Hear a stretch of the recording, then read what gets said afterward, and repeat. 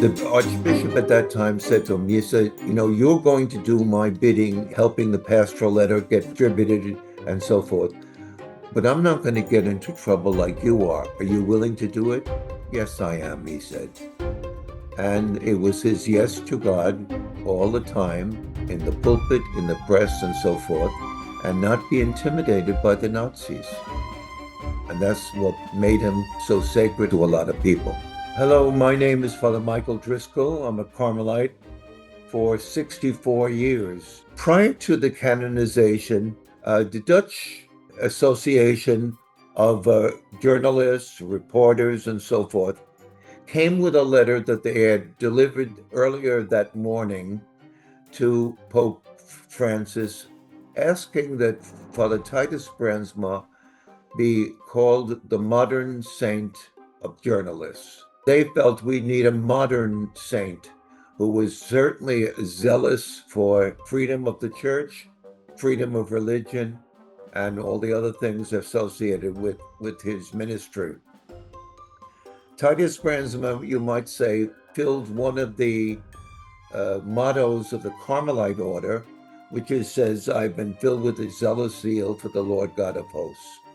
So he was certainly zealous for his 60-some-odd years in existence and writing and so forth. And one of the famous writings that I have here on display in our icon behind my back is this saying, if you want to win the world for Christ, you must come in conflict with it. Certainly, Titus Brandsma did come in conflict with the Nazi authorities. Titus was born in 1881. He entered the Carmelite orders in 1898. And that's when he started to write. He started to write something about St. Teresa's biography, Teresa of Avila, her biography into Dutch, because it was never written there. Well, he was eventually ordained in 1905. He got a PhD from Rome, and he started to do a lot of writing.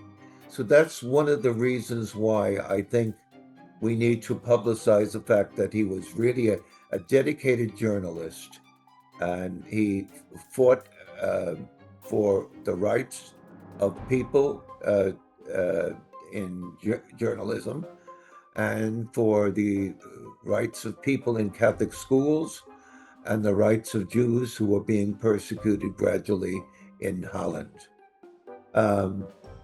Holland was invaded by the Nazis in 1940, and prior to that, he was a spokesperson for the Dutch bishops. And eventually, after they had a pastoral letter in 1941, really forbidding priests to administer the sacraments to Roman Catholic people in the press industry who were sympathizing and willing to have the Nazis come into their newspapers and advertising. Well, Titus, there was a retaliation against him, and they basically said in 1941 that the Roman Catholic Church cannot refuse ads by the Nazis in their publications.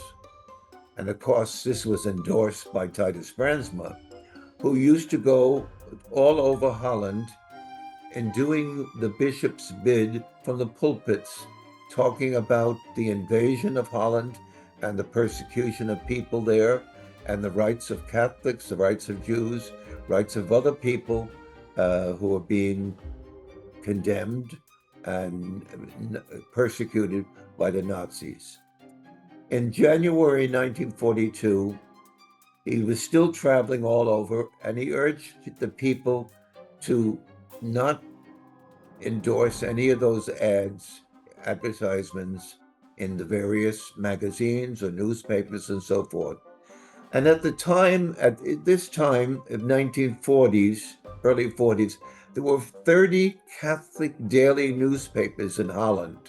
Holland, which is approximately 47% Catholic, had an enormous amount of things. Now, this is in the days before computers, so they depended on the newspapers, they depended on the magazines, they depended also from the pulpit. And Titus was very instrumental in pushing that Nazi propaganda so that it really became anti-Nazi propaganda in Holland.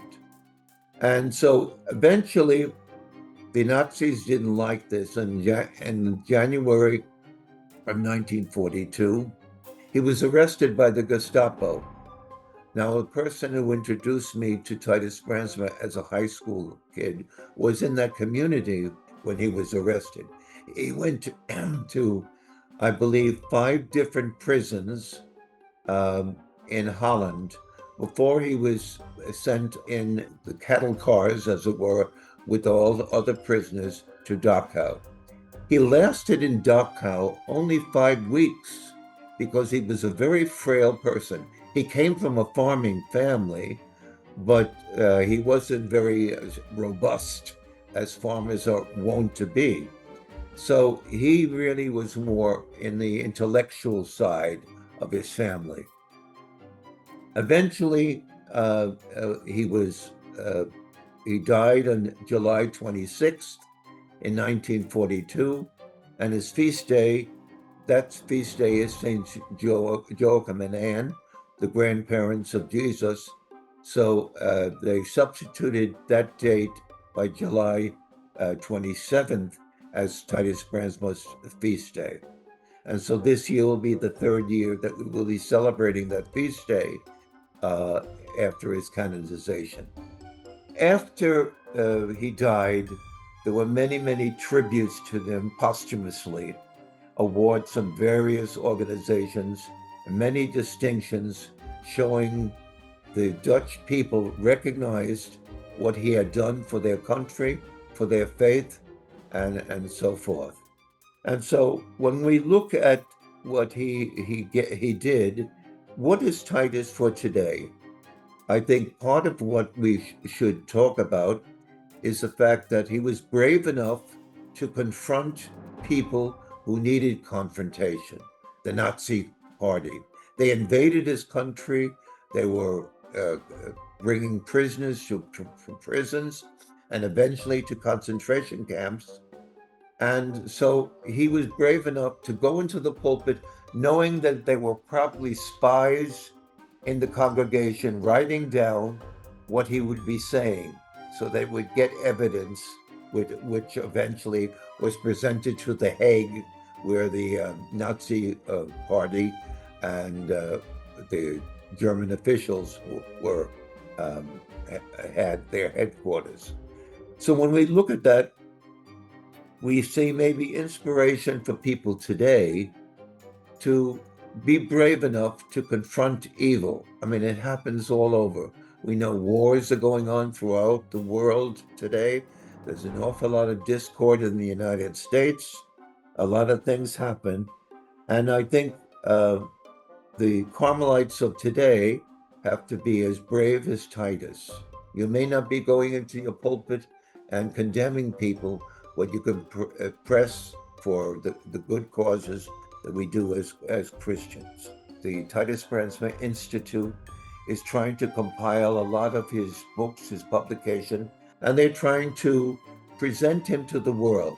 And I think we Carmelites need to present him to more in our communities, in our third order groups. And that's really for being zealous for the Lord God of hosts, which is the motto of the Carmelite community. And Titus said, if you want to win that world for Christ, you have to come in conflict with it.